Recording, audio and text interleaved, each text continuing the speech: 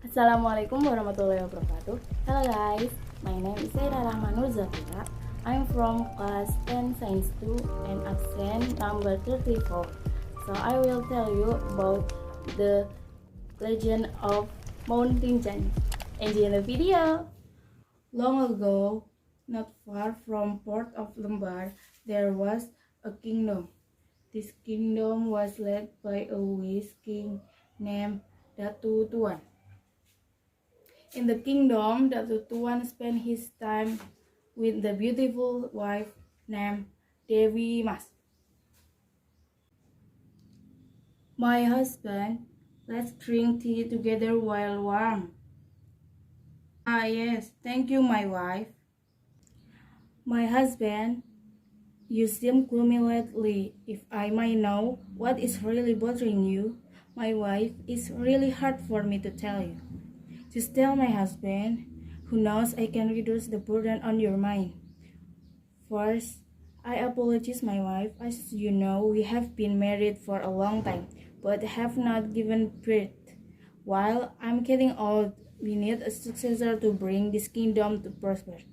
Therefore, I ask your permission so that I can remarry to have children.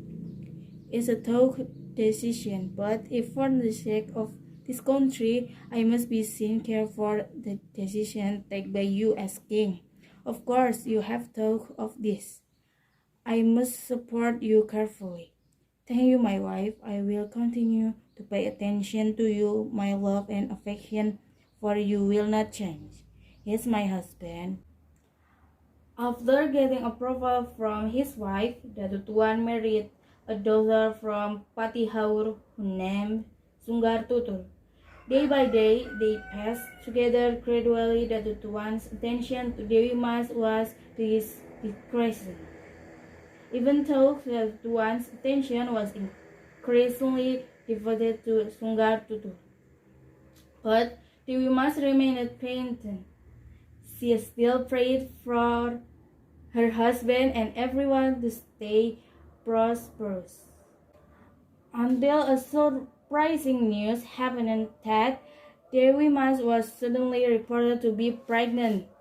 Dewi Mas, of course, felt happy because the white had been released. But not everyone was happy to hear that news that Dewi Mas' pregnancy was the Sunggar Tutul of the young wife of Datu Tuan. Oh, this can't be allowed. Attention, the king is only for me. Sunggar Tutul immediately met her husband to persuade him to get rid of Dewi Mas. Husband, don't you feel strange that Dewi Mas is suddenly pregnant? Of course, this is not good news to spread to the people. How come there is some truth that the Tuan was instigated by words? Oh yes, even drove Dewi Mas out of the place. Dewi Mas was eventually exiled on a gili or an island. Escorted by his retinue, Dewi Mas of course will said he lived on a small uninhabited island. On the island, Dewi Mas tried to survive only by using vegetable plants which exist. Went by until one day a ship docked on the gili. The captain and crew cut off. His surprise to meet Dewi Mas, he was welcomed by Dewi Mas. I didn't think there was anyone on this island, especially she is a pregnant woman. My name is Dewi Mas, Master Captain. I have lived here for days. What actually made you come in a foreign place like this? Dewi Mas began to tell everything to the captain. Dewi Mas also asked the captain to be willing to take him to the island of Bali. This unfortunate for you. I'm sorry, I will help you to the island of Bali. I happen to be on my way there. Finally, the captain took Dewi Mas out of the island to Bali. In Bali, Dewi Mas lived in a small hut. Time continued to pass until the birth of Dewi Mas came. Dewi Mas gave birth to twins, a boy and a girl. The male was born with a charis. He was given the name Raden Nuna Putra Janjak, while the girl was born with an arrow. She was named Dewi Rinjani. Time is running fast. Not realized the two twins grew into a manly man and a graceful woman. One day, Raden Putra asked to know himself more deeply. Mother, may I ask you something? Of course, my son. What do you want to ask?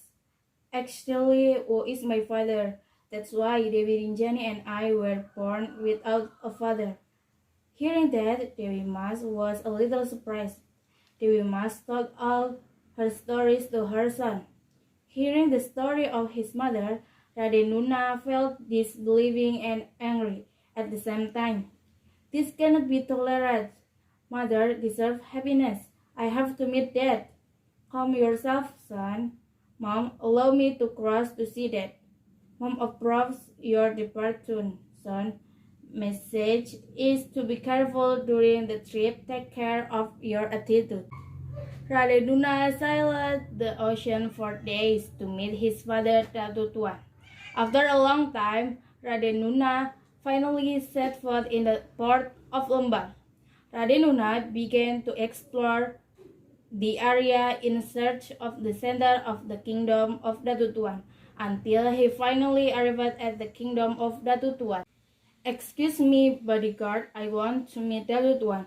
Who are you? What is your business meeting with His Majesty the King? I'm sorry, sir, I can't say it until I meet Datu Tuan.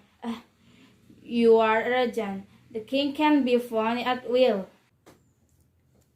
The fight between Raden Nuna and royal guards were impending. The fight was really fierce, but Raden Nuna's magic was not comparable to a bodyguard. All the royal guards were defeated by Raden Nuna. The battle was heard in the ears of Datu Tuan. He immediately intervened to deal with the commotion. However, when he was about to fight Raden Nuna, a strange incident occurred. Suddenly, a voice came from the sky. Datu Tuan, Datu Tuan. Who is that? Who's there? Come out. Stop your steps. Don't fight with him. Don't fight with your own son. My son, what is your name, young man? Who is your mother? Introduce, my name is Raden Nuna, son of Janjak, son of a mother named Dewi Mas. Oh, my son, I'm sorry for your father who doesn't recognize you. Where is your mother? Is she alright? He's fine, Dad. Finally, Datu Tuan picked up his wife Dewi Mas, returned to the place. Upon returning to the royal place, Dewi Mas did not hold a grudge against the leopard studio. They lived in peace. Several years later, Raden Nuna is getting older. He stops Datu Tuan as king. Meanwhile, Datu Tuan, who is getting older, seems to be getting wiser. Dewi Rinjani often accompanied her father. Until one day, Datu Tuan took his daughter to meditate.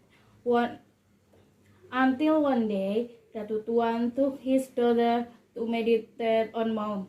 Datu Tuan meditated earnestly and solemnly as well.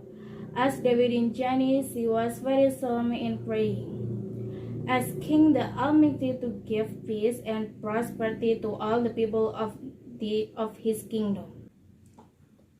Apparently, the jinns knew the solemnity of Dewi Rinjani's prayer, so she was appointed as queen by the jinns and continued to live on the mountain. The mountain is now commonly known as Mount Rinjani.